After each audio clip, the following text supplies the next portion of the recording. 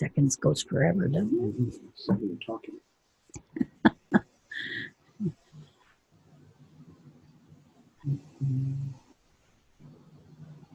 Here we go. Have you ever wondered what hypnosis might be and what it can do for you? You've come to the right place. Welcome to Hypnosis-Everywhere with your host, Inez Simpson. This is the show that talks to everyone, from the experienced practitioner to the cautiously curious, and yes, even the skeptics. Now, here's Inez Simpson. Hello, and welcome to Hypnosis Everywhere. And I'm glad to say that my co-host, Martin Gover, is with me. And I have a great guest today. And we've been friends for quite a few years. And it's Mona Abdulrahim-Santl. And she's here from the UAE. And we're going to talk about where she comes from and what she thinks about what hypnosis is to her, how she got started in it.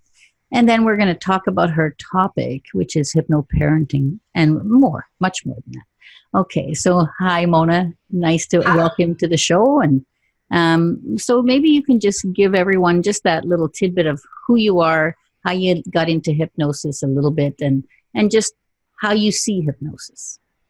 I will. And hi, first of all, and thank you so much for having me on this show today. Yes, we've known each other quite a few years, and I think this was my beginnings in hypnosis when I met you, which was very exciting. How did I actually get into hypnosis? I was always a fan of the mind-body connection. I've been reading about it ever since I was basically a kid. And then I decided to study psychology. When I studied, this was in Germany. And when I studied psychology, it's psychotherapy is very much about basically diagnosing. So 75% of the whole course was actually about learning the whole disorders by heart and diagnosing people. And it wasn't at all what I had imagined. It wasn't at all what I wanted to do. And this was a very holistic school in Germany. And we touched on something called kinesiology. Now, kinesiology is for those who don't know, is there's a lot of muscle testing in there. The muscles will tell you if something is good for you or bad for you. They react strongly or weakly. But basically, it's saying that the answers lie within, and the answers come from within you, and your muscles and your body will react to it in a positive or negative way. And I loved that. This so resonated with me because I said, okay, the answers are coming from the client and not from me. So I continued with that. And then from that, I went to other modalities. And at that time, I moved to the UAE. This was, I think, in the early 2001, I think. We moved to the UAE, and I met Beryl Komar, who, of course, we all know very well. Yes, she's been a guest on the show, too. So. Yeah.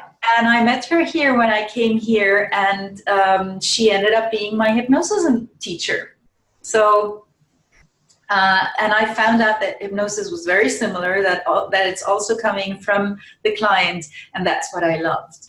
You know, having not to say to someone, this is your you are whatever, bipolar or whatever, but, you know, seeing what is the reason for the problems that they have, and working with each and everyone uniquely. So ever since, I've been doing it, you know, almost exclusively. And I added, of course, NLP to it because I love NLP too. It goes hand in hand, I think. Mm-hmm. And a couple of years later, probably in 2008, I think, I got my instructor's certification for both.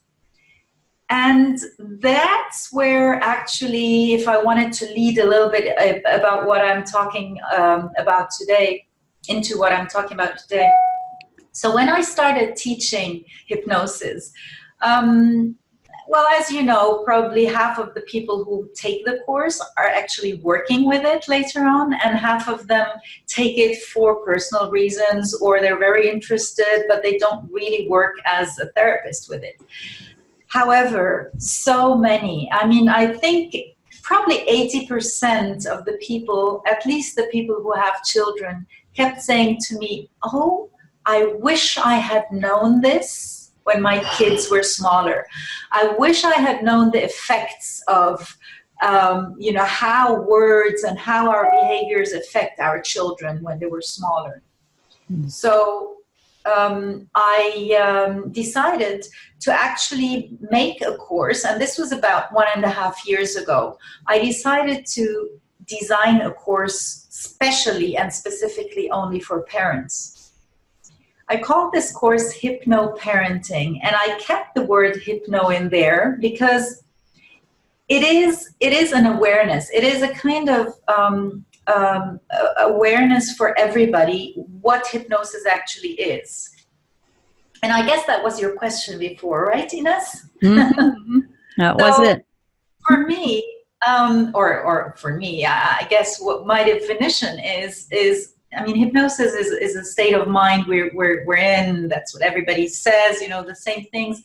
But it is true. We are in that state of hypnosis so many times or hours during a day.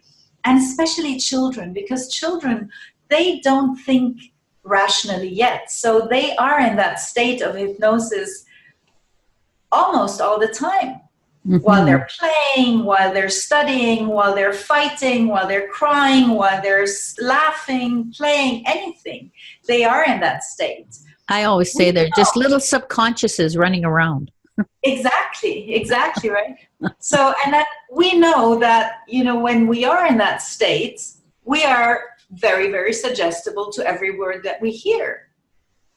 Yes. So that's why it is so important for parents to understand that while their children are playing, while their children are maybe crying because something happened in school, or crying because they're fighting with their siblings, or sad because daddy's not home, or because whatever happened, while they're in that emotional state, everything that they say to them actually sticks and gets stuck in their pool of memory and affects them in some way. Now, of course, each child is affected in a different way. Even siblings will be affected by the same word of a parent in a different way because it also depends on their emotional state, etc. But it is, I think, very, very important for every parent who wants the best for their child to realize how much I don't like the word wrong, but a word that is not really positive can affect them in a negative way. Mm-hmm. Yeah, I'm not saying that anyone does anything wrong, and certainly not on purpose, because parents want the best for their kids. Every single parent, every single mother or father wants the best for their children. However, a lot of them are not aware of the consequences of some behaviors or words. So that's what my course is about. I think that's awesome because it's really needed. And, hypnosis is everything and always, it's in everyday life constant. And I've sort of made people understand that they're in hypnosis all the time by themselves, and their self-hypnosis is how they talk to themselves.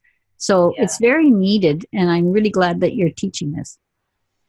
So I'm teaching it to parents, and also now, since this year, I'm also teaching other hypnotherapists. I have a whole manual for parents. I have the slides. I have the whole program sorted out, and I'm also teaching and certifying other hypnotists and giving them this whole program to go ahead and teach it in the whole world. I think that's great. Okay. There's one thing Martin was just drawing to my attention is that some of our audience may be new. And just to explain, when you said that you add NLP, and I just go, yes, can you just explain a little bit about what NLP is? Sure. So NLP stands for Neuro-Linguistic Programming. Now that sounds a little bit ooh. All it is how does our mind work? It's actually a bit of a science of how our mind works, how our mind perceives things. And I want to talk a little bit about communication today. So let me take the communication bit of NLP. So if I ask you now, how do we perceive, how do we get information from outside into our world, into our minds? How does anything get from outside into our minds? Well, either through language, which is the NL, the linguistic part, or through our senses. So if we take neuro, the part neuro, all the neurological pathways, which basically are our senses that bring information inside. So whether we see something or hear something or smell or taste, all of these things are affecting us and are bringing information into our minds. Yeah. This is basically the science of it in a nutshell. I hope that was clear. Yeah, it's clear. And it's a great tool for learning communication skills. And we can, when we know how our mind works, we can use it in a positive way. Yeah, that's the whole idea. And that's again when we're aware of how our mind works. Mm-hmm. I'll give more examples a little bit later. I think we have a break shortly here, but no, we've got 2 minutes or so left. Yeah, you can do that after the break, though. Just keep going. Maybe on what else? What is it that you feel about? How is this going with the people that are taking the course? Have they just give me some feedback of what they're telling you? They're loving it. They're loving it. I mean, parents are absolutely amazed, and they just think it's worth every single minute. I'm getting a lot of clients, personal clients, of course, from the courses, because then they say, "Oh, I need you. My child needs you, etc." But just what they get in that course, just in that 4-week course, is amazing. The feedback is great, and it is helping them to understand how to deal with their children effectively. Okay, and I guess now that does take us to break time, and we'll see you on the other side. Yeah, good. We'll go. Everywhere. The Simpson Protocol. To reach the show today, please call into 1-866-472-5792. That's 1-866-472-5792. You may also send an email to Inez, that's INES, at InezSimpson.com. Now, back to this week's program. Well, welcome everyone, and back to our second portion of talking about hypno parenting. And I'm just going to let Mona tell you more about it. So Mona, just take off with it. The only thing I was going to say was what your skill is dehypnotizing people and learning how to go into the positive, right? Yes, exactly. So actually what we do all the time is dehypnotize, right? When people say they need a hypnosis session, actually they need a dehypnosis session because they've already been hypnotized by someone in the past. And so I always say to parents, if you learn how to speak to your children and affect them positively when they are smaller, then they don't need to come to a hypnotist. They don't need to see me when they grow up. So they don't need any dehypnotizing, yeah. So you're absolutely right, Inez, yeah. So what is it exactly? So I took actually exactly the course that a hypnotherapist would learn, which sounds like great, which sounds a lot. However, it is without inductions, without deepening. So for the people who are not hypnotists, without saying, close your eyes and go deeper, etc. We as hypnotists call this waking hypnosis. Mm-hmm. And waking hypnosis is basically what happens to you when you are in a totally awake state. However, your mind is in that state of daydreaming, or in that state of imagining, or in that state of thinking of something else and not really rationalizing and analyzing where you are. So when you are not dealing with your conscious mind, when you're not really thinking and focusing on what you're doing, your mind is in a subconscious state of mind, because you can only consciously focus on one thing. Yeah, but a very typical example that every hypnotist would use is when you drive a car, and then suddenly you reach somewhere and you say, whoops, where was I the last 10 minutes, right? That's because, yeah, your conscious mind was dreaming about what am I making for dinner tonight or something like that. And your subconscious mind was just doing the driving because it's something you've learned as a teenager, and you're doing it so well that you don't need to focus on it consciously. And just like we drive a car automatically, all our habits, and this is something that I teach, part of the course, habits are not only smoking, drinking, nail biting. These are habits, yes. However, emotions are also habits. So if someone, so as I said, we get better and better at something, and then it becomes a habit, and it becomes automatic, and we don't even think about it, and we do it because it seems right, because the subconscious mind just says, okay, that's how you do it. So if I learned as a small child, for example, that a place where a lot of people are talking and a big place with a lot of people is something scary, then this can also become a habit. So the fear, an emotion of fear, for example, can become a habit. And every time I go to a place where there are a lot of people, I get better and better and better at getting scared. Yeah. Mm-hmm. So also a feeling of being inadequate, or being shy, or being not confident, whatever feelings we get as small children, if we repeat and repeat and repeat these emotions and these feelings, well, guess what? They're habits then too. And then we get into that habit of being like this. The problem is that we get labeled, we get called, you're shy, or you're lazy, or you're procrastinating, whatever it is, or you're messy, yeah? And that word lazy, messy, shy, whatever becomes our label, and we identify with it. And I always say, we are not born this way, yeah? This is something that we acquire, and we get better and better at, and we then don't think about it anymore because it becomes basically our identity. Mm-hmm. So these are habits that are formed.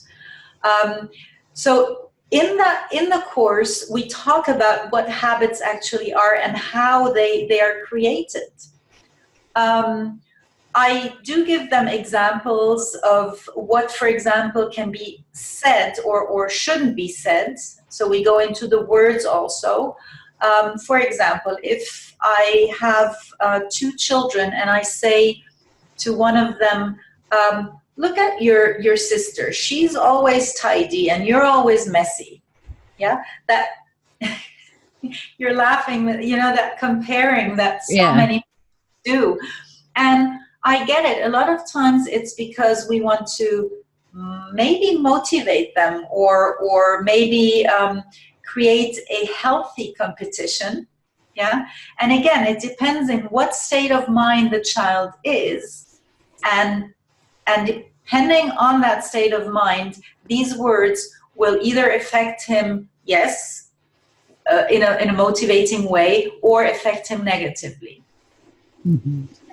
So going back, so I teach them actually everything that a hypnotist learns, how to speak. So in hypnosis, for example, we do we have something called suggestions. Mm-hmm. Suggestions are direct suggestions would be what we say to people in hypnosis when they close their eyes and we say you're a non-smoker and you'll stay a non-smoker for the rest of your life, or you're confident. These suggestions that you can hear also in hypnosis recordings. So what I explained before, when we are in a state of waking hypnosis, we can also use suggestions. And this is very important for parents to learn how to formulate suggestions. So one of the things that, for example, is very important to use positives instead of negatives. I'm just giving some tips here online so that people know what I'm talking about. So instead of saying, don't jump on there, you'll fall. That's a negative suggestion. And then, well, usually plays out. Exactly, right? Yeah. So instead of saying, don't climb, you'll fall, I'm already saying you will fall. That's a direct suggestion. Yeah. And we need to be aware of that. Yeah. So instead of saying that, just saying, be careful or stay down instead of saying, don't get up. Yeah. Yeah.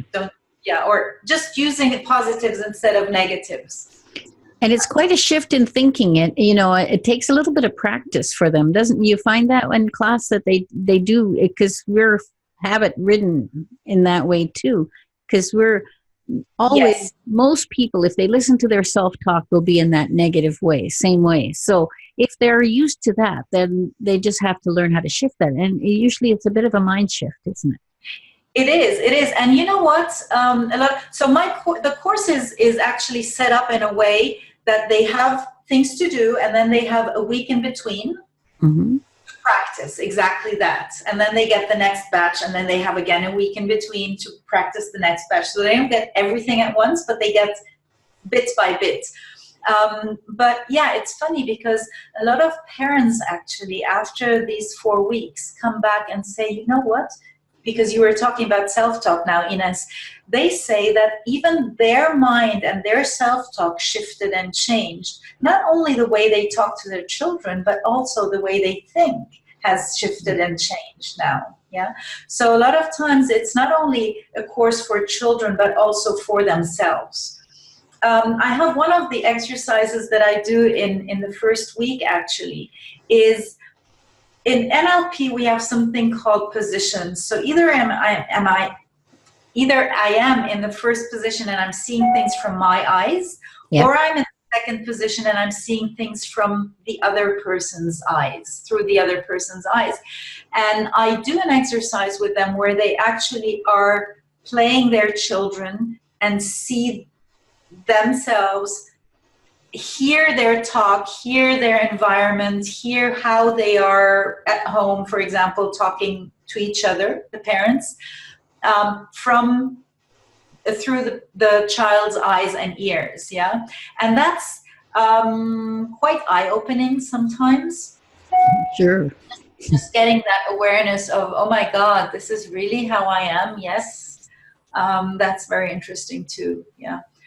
Another thing that I wrote down, so I'm just peeking because, for example, another thing that we also do is, let's say your son comes home and he just fell down and his knee is hurting.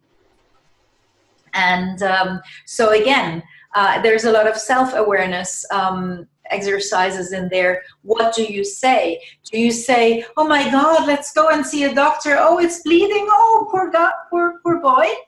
And then he'll cry even more. Or do you just say, oh, you know what? That's right. Mommy will just kiss it and then everything will be fine. And sure enough, the child will stop crying, right?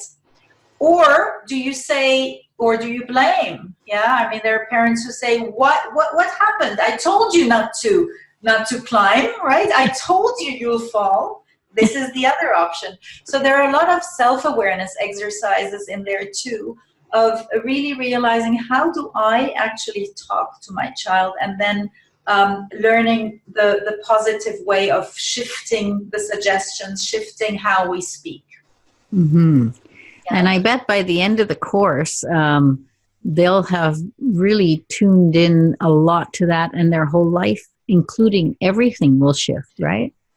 Yes, exactly. Yeah. So even their family lives sometimes, because this course also includes, of course, the whole family. So it's also for fathers. It's not only for mothers. Parenting, yes. Yeah, it's not that the father can think, I'm out of it here. No, it's for both. Very important. Do you have it sometimes that only one of the parents will come? Yes. Yeah. And that's fine too, Yeah, that's all good. Better than not. At least they were all there, right? That's the important part, is the more you're present and the more you shift and the more you learn, the better it'll be. And she may pass it on to her husband anyway, or him to her, whatever. Anyway, we have to go to break, so I'll see you on the other side. See you, sir. All right, you're clear. You're listening to Hypnosis Everywhere, the Simpson Protocol. To reach the show today, please call into 1-866-472-5792. That's 1-866-472-5792. You may also send an email to Inez, that's INES, at InezSimpson.com. Now, back to this week's program.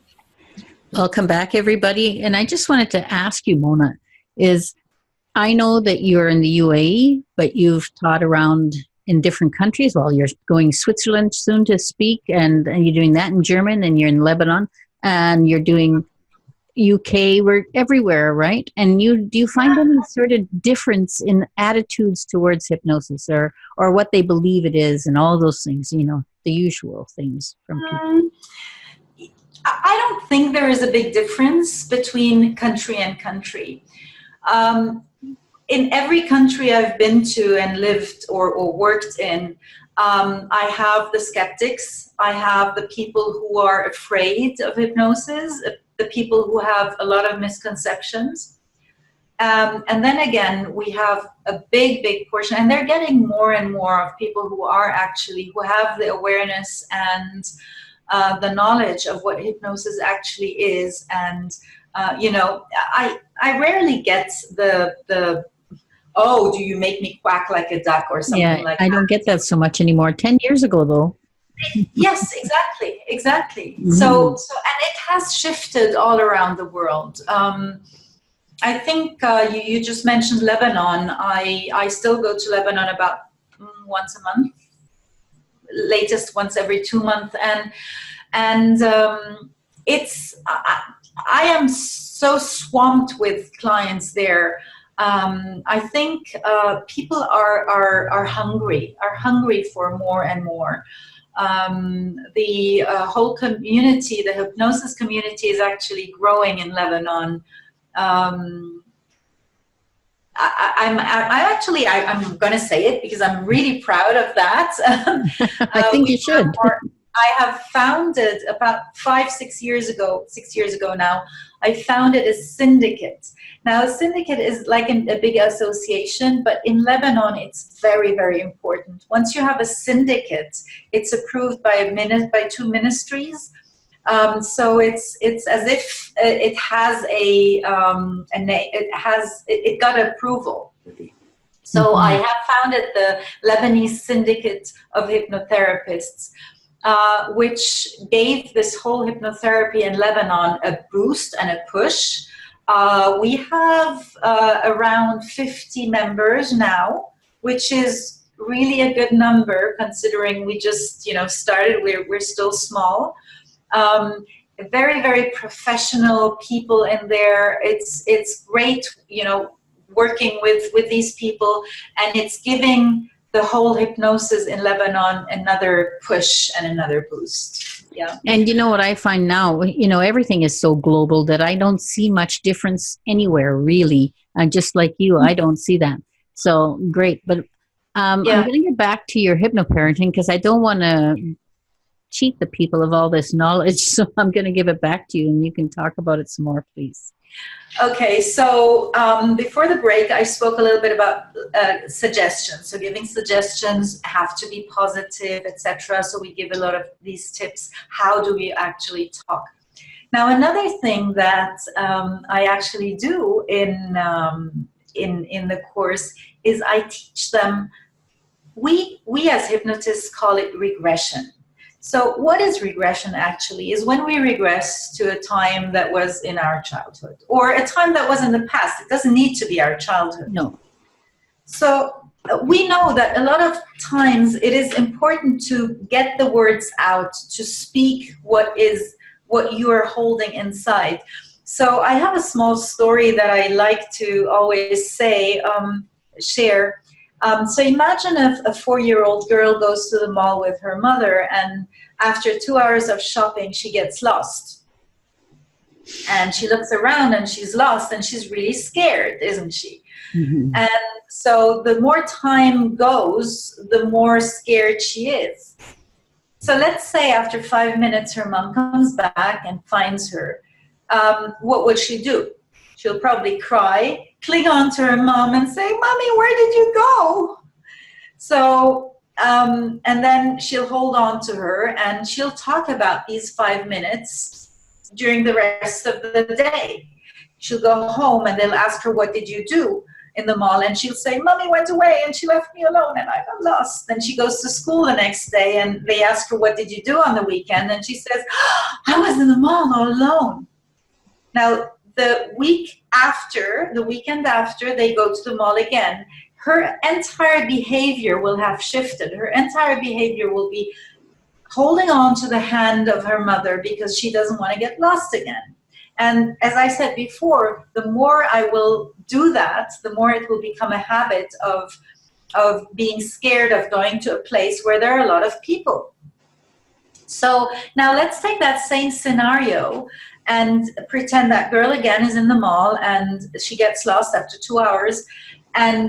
But if in that moment, in that exact moment, someone came to her, someone she trusts came to her and said, "Listen, I know 100% that your mom will be there after 5 minutes." Will her fear be as big?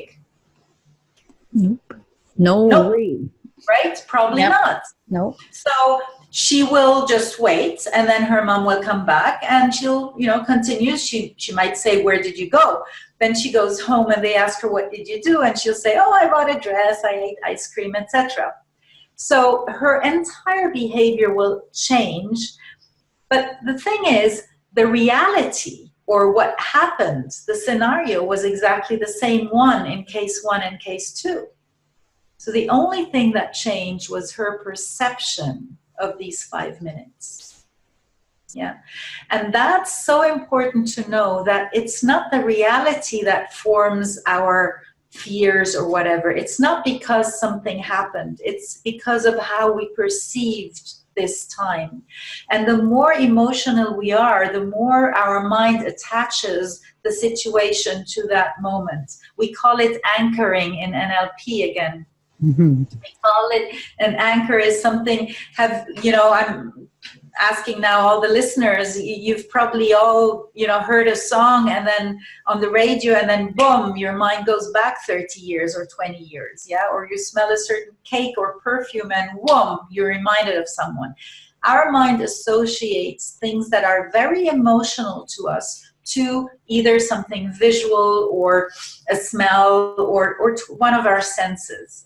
So that's how if we are very emotional because we are afraid, our mind will associate that fear to whatever we remember of that place. So, and that will stay with us. So this story in particular, I tell parents, and then I teach them because that's very, very important, to not let the fear inside, but to speak out. Yeah. Mm-hmm. And just say what it was that I wanted to say. Mm-hmm. So I teach them how to speak, how to ask their children, for example, "So what happened today in the mall?" or "What happened today in school?" But not to ask them in order to judge them, and not to ask them in order to tell them, "You know what, you should have gone to the teacher," or "Why didn't you tell him this and this?" Yeah. But just to listen to what actually happened. And then there are many, many ways and many techniques that I teach. One of them could be asking the child, "So what would you have done? Yeah, now that you're home and now that you're safe and now that you know how to react, what would you have said?" Yeah. So that person basically who goes back and in hypnosis, we go back and we talk to that little child. That's the child himself. So we will tell him in a positive way, what could you have done? And we let the child come up with a solution. We don't tell the child a solution. So that's awesome. What's one technique that they can use, and they can practice that. So we practice that a lot, of asking them, okay, what happened and how would you phrase it? How would you, there's a lot of role play. So how would you tell your child now, ask him what he did. Another way is using, especially when they're smaller, using toys, for example. So I'm going to just say one story that happens where a child had a father he didn't know, had an ex-boyfriend of the mother who was very abusive to him. And then the mother had a new boyfriend, and the boy loved him. And then the mother got separated from him. So the boy was angry. He had so much anger in him. And the mother said, I don't know what to do anymore. I don't know how to talk to him anymore. Yeah. So I helped her in this case. And she just, we used his toys and we said, so who would you be? And he chose a transformer and he said, that's me. And then we chose another toy for his mother. It was a little lamb. He chose someone for each and every one of the fathers and men in her lives. And then I showed her how to play with him, and he actually talked to his father or mother or whoever that guy was in form of playing. Yeah. However, it was so powerful because he shouted out at whatever he had anger in him. And that's so important for parents to understand, that it doesn't matter. The father didn't have to hear it, but it had to come out of the small boy. Yeah. And it was so powerful that after that, she called me and said he hugged me. He said how much he loved me, and it was so beautiful. So that's wonderful. One story. Really, really how powerful this is.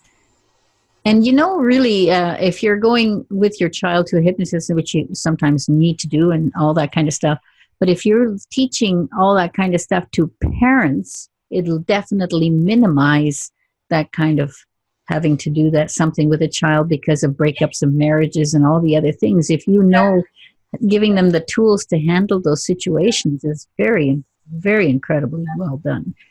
And they handle them right as they happen. Yeah. So the child doesn't hold them inside of him for years, but it happened in school today. So let's get rid of that negative emotion right on the spot. Yes. And that means it doesn't compound over and over and over as becomes the habit, as you say. Exactly. Yeah, that's great. Oh, guess what? We're already back to break time. Goes so fast. We'll see you on the other side. All right, you're clear. Jeez, it goes so fast. Talk about some of where you're teaching, whatever you want to talk about now. Hypnosis-Everywhere, the Simpson protocol. To reach the show today, please call into 1-866-472-5792. That's 1-866-472-5792. You may also send an email to Inez, that's INES, at InezSimpson.com. Now, back to this week's program.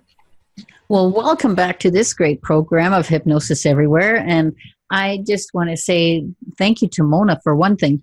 And also what I wanted to say is that, I just found out that she does a lot of work with the school system, and she gets invited in, and parents all come, like parent-teacher things, all those sort of things. And I think that's really awesome to get that into the schools. And it's such a phenomenal thing. We talk about, mindfulness in the school, meditation in the school, and just allowing parents to learn how to work through the school is awesome. Maybe just tell us a little bit about that. Well, I've been doing a lot of talks. Schools are calling me, are hearing from other schools. Um, what I do, how I typically do it is I just do a 1.5 hour talk in schools, and the schools invite the parents. Um, they they are very, very receptive to that, and I'm sure all over the world. Um, I'm sure that people could also do it in America, everywhere, because, you know, parents, everybody's a parent, or knows parents, or has a parent, I mean, parents, It's a huge market. right? It's a So, huge it's a huge, huge market. There's so many people, and parents nowadays they want to do things for their children. They are hungry. They want to give their children more and more. They're doing after school activities. They're giving them so much to do. So parents are willing and wanting to do things for their children. Mm-hmm.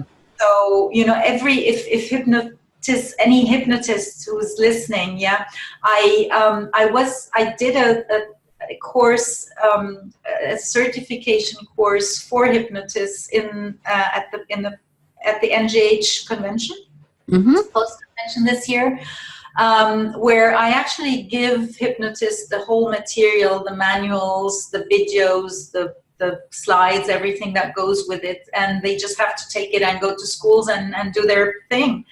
I am doing another one. I think it's end of November, beginning of December, online, actually, because many of our friends, our common friends in the US, want to take that and want to learn it. So I'm doing an online course for them. I am now just in the process of finishing my translation. I'm going to the Zurich Convention of Hypnosis end of November. I'm talking there and again teaching this course there in German this time. And I'm talking about it in London very soon too. Yeah, then the UK convention, we get to see each other in the flesh. Yes, we get to see each other, exactly, yeah. So that's where hypnotists can, get in touch and get my material and learn. As I said, online is the easiest now. But also for parents, parents who come to schools, I'm keeping the courses for parents very reasonable, because I want many parents to be able to afford that. I don't want to make it accessible just for the ones who have a lot of money. So I'm keeping this rather reasonable. And a lot of parents are signing up. I am going to put it online very soon. I'm going to record one of my sessions and put it online very soon too. So wherever you are in the world, basically, you could get it. I will always have a section where I can coach, where I can talk to people if they have questions. But that's what I'm planning to do. That sounds great, and it's a good idea. It will never preclude a one-on-one, but it's definitely great. I've been doing similar stuff, and it's really a good thing.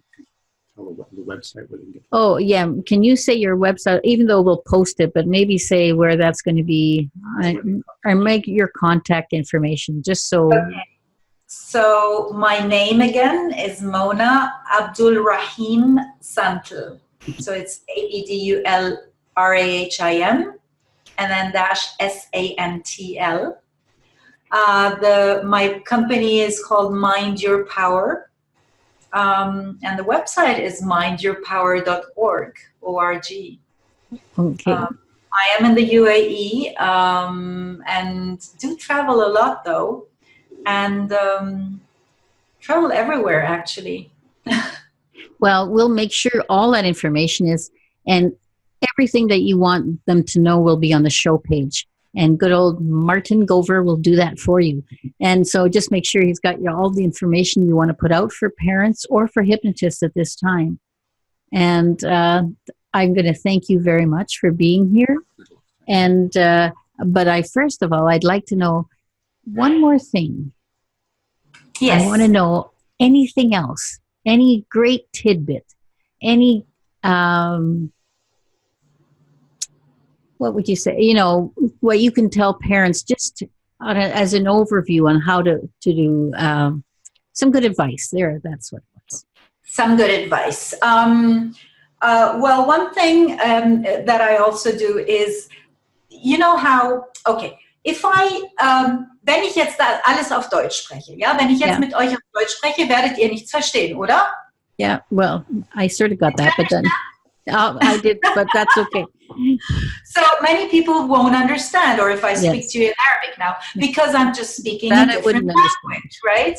So one thing that is really important to understand, that languages are not only German or English or whatever, and it's not only the language of the senses, because also some people are more visual, some people are more auditory, but we have to understand the style and the personality of our child and talk to the child in their language.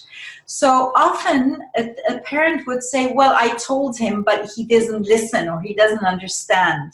Well, if he doesn't understand, then maybe you should say it in a different way.